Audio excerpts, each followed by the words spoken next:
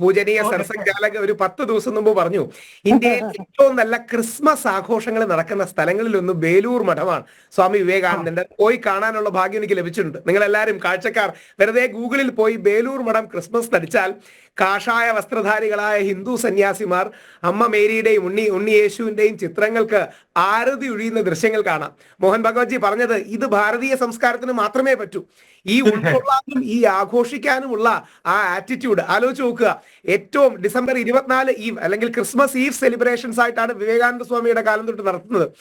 ഈ ഒരു കൾച്ചറാണ് നമ്മളെ ഇൻസ്പയർ ചെയ്യുന്നത്. അതോടൊപ്പം പുതിയ ജനറേഷന് വേണ്ടി ഒരു കാര്യം കൂടി, ഇന്ന് ലോകത്തിലെ ഏറ്റവും വലിയ സമ്പന്നനായ നമ്മുടെ ഇലോൺ മസ്ക്, അദ്ദേഹത്തിന്റെ കാറിനൊക്കെ ടെസ്ലയുടെ പേരാണ് ഇട്ടിരിക്കുന്നത്. നിക്കോള ടെസ്ല എന്ന ശാസ്ത്രജ്ഞന്റെ.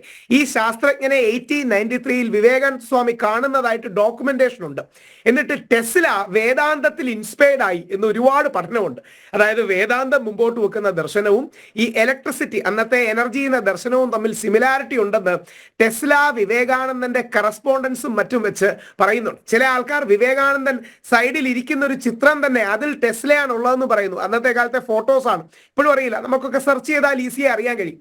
അപ്പോ ലോകത്തിന് വിവേകാനന്ദനെ one of the makers of modern world ആയിട്ടാണ് A.L. ഭാഷം, അദ്ദേഹം ഈ ലെഫ്റ്റ് ലിബറൽസിന്റെ ഏറ്റവും വലിയൊരു തലതൊട്ടപ്പനാണ്. The wonder that is India ഒക്കെ എഴുതിയ A.L. Basham one of the makers of modern India. അപ്പം ശരിക്കും ഒന്ന് ആലോചിച്ചാൽ അർത്ഥനഗ്നരായ സന്യാസിമാരുടെയും പാമ്പാട്ടികളുടെയും നാടാണ് ഇന്ത്യ എന്ന് തെറ്റിദ്ധരിച്ചിരുന്ന ബ്രിട്ടീഷുകാരിൽ നിന്ന് യോഗ, ആയുർവേദം, സംസ്കൃതം, തമിഴ്, ധ്യാനം, വേദാന്തം, വിവേകാനന്ദൻ, മഹാത്മാഗാന്ധി അടക്കമുള്ള ലോക ഗുരുക്കളുടെ നാടാണ് ഇന്ത്യ എന്ന തിരിച്ചറിവിലേക്ക് കൊണ്ടുവരാൻ കഴിഞ്ഞു. ഇത് പറയുന്നതിന്റെ അർത്ഥം നമുക്ക് തെറ്റൊന്നുമില്ലെന്നല്ല, നമുക്ക് തെറ്റുകൾ ഉണ്ടായിരുന്നു, അതിനെ പരിഹരിക്കാനാണ് ശ്രീനാരായണ ഗുരുദേവനും ചട്ടമ്പി സ്വാമിയും മഹാത്മാ അയ്യങ്കാളിയും ശുഭാനന്ദ ഗുരുദേവനും തൈക്കാട് അയ്യാഗുരുവും ഒക്കെ വരുന്നത്. നമ്മളിലുള്ള നെഗറ്റീവ്സിനെ അവർ മാറ്റി പോസിറ്റീവ്സിനെ പ്രോത്സാഹിപ്പിച്ചു. ഈ വിവേകാനന്ദ സ്വാമിയെ കുറിച്ച് മോദിജി പറയുന്ന ഒരു രസമായ കാര്യമുണ്ട്. അദ്ദേഹത്തിന്റെ ഒരു പരിപാടിക്ക് എനിക്ക് ഗസ്റ്റായി പോകാൻ പറ്റിയിട്ടുണ്ട്. അതായത് 6 സ്പീക്കേഴ്സ് വിളിച്ചു, ഒരു സ്പീക്കർ ഞാനായിരുന്നു, എന്റെ ടോപ്പിക് ശ്രീനാരായണ ഗുരുദേവനായിരുന്നു. മോദിജി വിവേകാനന്ദനെ കുറിച്ച് പറയുന്ന പ്രസക്തമായ വാക്ക് ഇന്ത്യക്കും ബാധകമാണ്. വിവേകാനന്ദ സ്വാമി ഒരു സ്ഥലത്ത് ചെന്നാൽ അവരുടെ തെറ്റുകളെയും മറ്റും വിമർശിച്ചു പറയും. എന്നാൽ ആ സ്ഥലത്തു നിന്ന് പോയി വേറൊരു സ്ഥലത്തെത്തിയാൽ ഈ സ്ഥലത്തിന്റെ ഏറ്റവും പോസിറ്റീവുകൾ ഹൈലൈറ്റ് ചെയ്ത് പറയും. അതാണ് ഏറ്റവും വലിയ നന്മ. നമ്മൾ നേരെ തിരിച്ചാണ്. നമ്മൾ ആരെങ്കിലും കണ്ടാൽ കാണുമ്പോൾ അവനെ സൂപ്പി സംസാരിക്കും, മാറിക്കഴിഞ്ഞാൽ അവനെ കുറിച്ച് കുറ്റം പറയും. പക്ഷെ വിവേകാനന്ദ സ്വാമി അങ്ങനെയല്ല. നമ്മുടെ നന്മ ലോകത്തിൽ എല്ലായിടത്തും പടരണമെന്ന് കരുതി കേരളത്തിലോട്ടും സൗത്ത് ഇന്ത്യയിലോട്ടുമാണ് ആദ്യമേ ആൾക്കാർ വന്നതെന്നൊക്കെ വെളിയിൽ പോയി നമ്മളെ പ്രശംസിച്ചു. പക്ഷെ നമ്മുടെ നാട്ടിൽ വന്ന് പറഞ്ഞു, നിങ്ങൾക്ക് നന്മയൊക്കെ ഉണ്ട്, പക്ഷെ നിങ്ങളുടെ ഈ ജാതീയതയും നിങ്ങളുടെ ഈ ജാതിഭ്രാന്ത് കാരണം നിനക്കൊക്കെ വട്ടാണ്, നീയൊക്കെ മാറണമെന്ന്. ഇതാണ് അതിന്റെ നന്മ. നമ്മുടെ ആചാര്യന്മാരുടെ പ്രത്യേകത അതാണ്. നമ്മളെ അതൊരു അച്ഛനോ അല്ലെങ്കിൽ നമ്മുടെ വീട്ടിലെ ചേട്ടനോ ചെയ്യുന്ന നന്മയാണ്.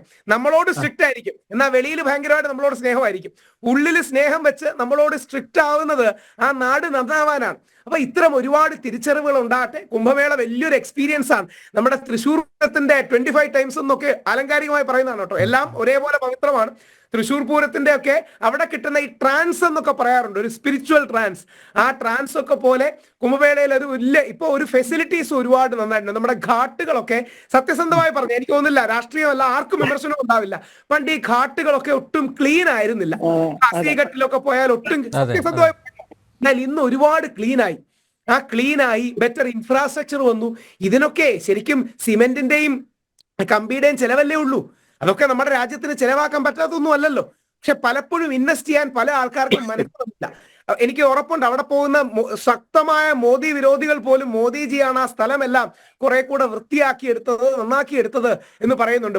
വാരണസിയുടെ പ്രതിനിധി ആയതോടുകൂടി വാരണസി മൊത്തത്തിൽ മാറി. ഞാനും അനിൽജിക്ക് അറിയാമായിരിക്കുമല്ലോ. പണ്ട് ഞാൻ പോയിട്ടുണ്ട്, അതുകൊണ്ടാണ് പറഞ്ഞത്. പണ്ട് ഞാൻ എന്റെ അതീതം എന്ന സിനിമയുടെ ഷൂട്ടിങ്ങിന് പോയിട്ടുണ്ട്. അപ്പൊ നമുക്ക് ഉള്ളിലൊരു വേദനയാണ്. അതായത് നമ്മൾ ചെറിയ പ്രായം തൊട്ട് കേട്ട വാരണാസിയും കാശിയും സത്യസന്ധമായി പറഞ്ഞ ഇത്രയും മലിവസം വന്നു. അതുകൊണ്ടാണ് യോഗി. അതേസമയം ഒരു കാര്യം കൂടി പറയട്ടെ രാഹുൽ, ആ കാളിഘട്ടിന്റെ ഞാൻ അവിടെയും പോയിട്ടുണ്ട്, അതിന്റെ ഒരവസ്ഥ കണ്ടിട്ടില്ലേ? ദുരവസ്ഥ.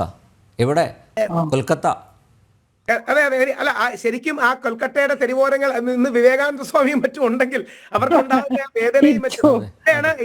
എന്നിട്ട് വാരണാസിയെ കുറിച്ച് പണ്ട് മഹാത്മാഗാന്ധി വന്ന് വേദന പ്രകടിപ്പിച്ചു എന്ന് യോഗി ആദിത്യനാഥ് ജി അദ്ദേഹത്തിന് ഇനോഗ്രേഷനിൽ പറയുന്നുണ്ട്. ഇതിന്റെ പ്രശ്നം ഇതെല്ലാം പവിത്ര സ്ഥലങ്ങളല്ലേ, ഇതിനെ നമുക്ക് സെലിബ്രേറ്റ് ചെയ്യണ്ടേ? ഒരു വരി കൂടെ പറഞ്ഞ് അവസാനിപ്പിച്ചാൽ ഇതിനെ കാശിയെ കുറിച്ച് പറയുന്നത്, long before Athens there was Kashi. ഏതൻസും അവരുടെ ഗ്രീക്ക് റോമ സംസ്കാരങ്ങളും ഉണ്ടാകുന്നതിന് നൂറ്റാണ്ടുകൾക്ക് മുമ്പ്, ഒരുപക്ഷെ സഹസ്രാബ്ദങ്ങൾക്ക് മുമ്പ് കാശിയുണ്ട്, നമ്മുടെ വാരണസി ഉണ്ട്, നമ്മുടെ ഈ പുണ്യസ്ഥലങ്ങളുണ്ട്. വേണ്ട രീതിയിൽ നമുക്ക് സെലിബ്രേറ്റ് ചെയ്യാൻ കഴിഞ്ഞിട്ടില്ല. ആ തെറ്റിനെ എന്താ പറയണേ, തിരിച്ചറിവിലൂടെ അതിജീവിക്കാൻ നമുക്കാകട്ടെ. നമ്മുടെ ഈ സോക്കോൾഡ് നിരീശ്വരവാദ ലൈൻ പറയുന്ന ആൾക്കാരും ഒരു കാലത്ത് ബുദ്ധഭഗവാന്റെ അനുയായികൾ തെറ്റായ പാതയിൽ പോയപ്പോൾ ശങ്കരൻ അവരെ തിരിച്ച് ധർമ്മത്തിലേക്ക് കൊണ്ടുവന്നതുപോലെ സാംസ്കാരിക പരിസരത്തിൽ ഈ തീവ്ര ലെഫ്റ്റിലേക്ക് പോയവരെ തിരിച്ചു കൊണ്ടുവരാൻ നമ്മുടെ ഭാരതീയ പൈതൃകത്തിന് കഴിയും. അതെ അതെ.